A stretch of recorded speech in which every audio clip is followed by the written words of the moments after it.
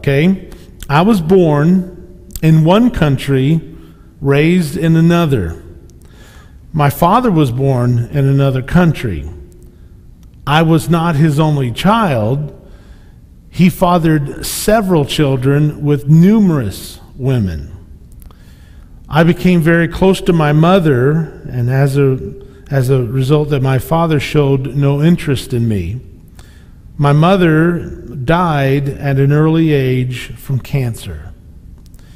Later in life, questions arose over my real name. My birth records were sketchy, and no one was able to produce a legitimate, reliable birth certificate. I grew up practicing one faith, but converted to Christianity as it was widely accepted in my country, but I practiced non-traditional beliefs and didn't really follow Christianity except in the public eye under scrutiny. I worked and lived among lower class people as a young adult, masquerading myself as someone who really cared about them. That was before I decided that it was time to get serious about my life, and I embarked on a new career. I wrote a book about my struggles growing up. It was clear to those who read my life story that I had difficulties accepting that my father abandoned me as a child.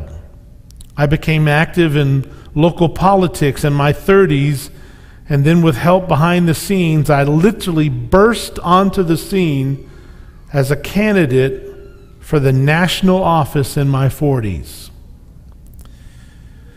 They said I had a golden tongue and could talk anyone into anything. I had virtually non-existent resume, little work history, and no experience in leading a single organization, yet I was a powerful speaker, and citizens were drawn to me as though I as a magnet and they were small thumbtacks. I drew incredibly large crowds during my public appearances, and this really bolstered my ego. At my first political campaign, my political campaign focused on my country's foreign policy.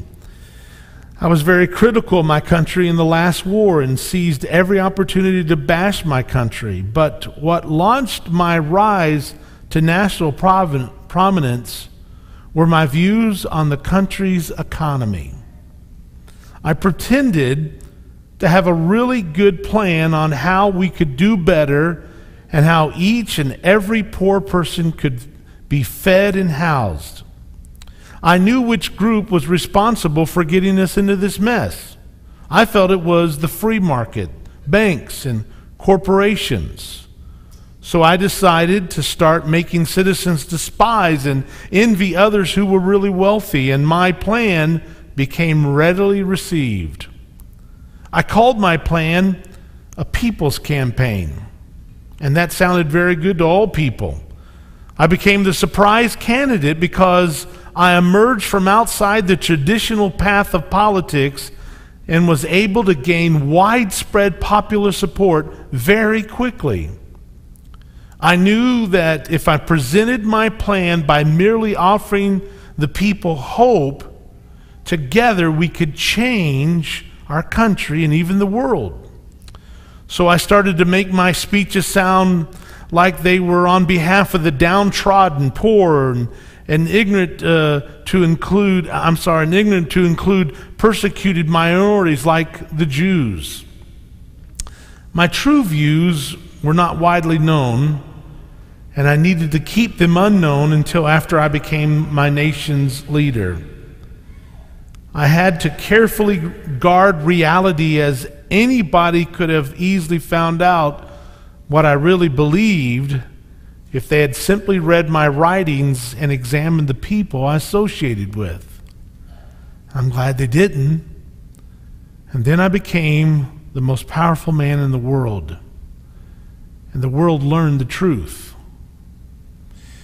Who am I?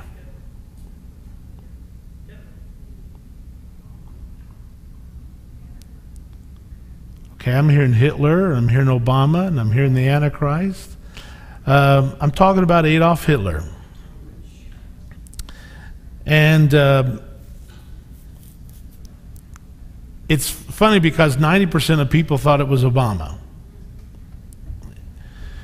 Now you have to ask yourself a thing about this. Isn't it odd that this has been an ongoing thing that's happened before? Of course, as we're speaking tonight, our president is my competition tonight. He's speaking to our country, another round of convincing our nation to go toward medical socialism. I don't know how many of you saw and remember the Obama salute that was so prominent during his campaign. This is really bizarre. I never remember in any of my years of going through elections since the early 60s, I don't ever remember anybody doing anything like this. But then I found out that that's exactly what Hitler was doing.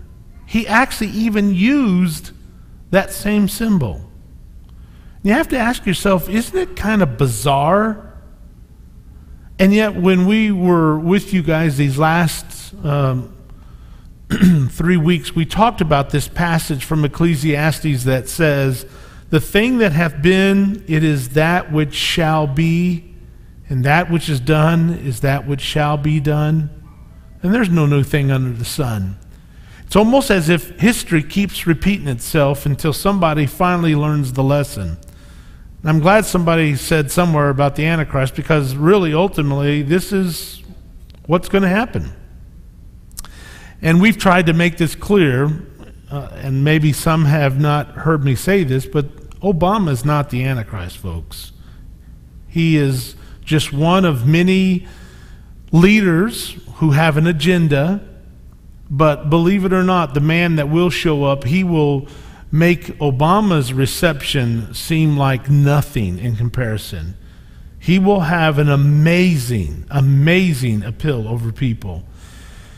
But let me ask you a question before we get in our message tonight. What was the one thing, if you have to look at Hitler, now that he's all dead and gone and the Nazi movement has cleared its way out of the German mindset, what one stain, what one thing stands out more than all of the things he stood for and believed in?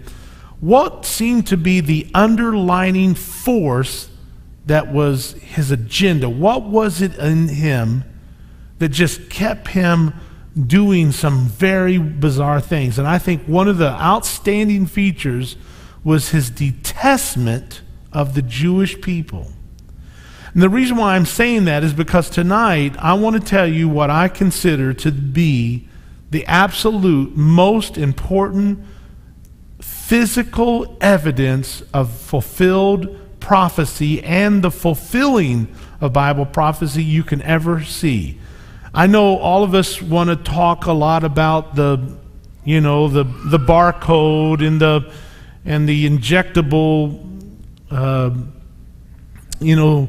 tracing marks that they can put in you, and the number system, and we all make big things about it, and it's been that way from as long as I can remember.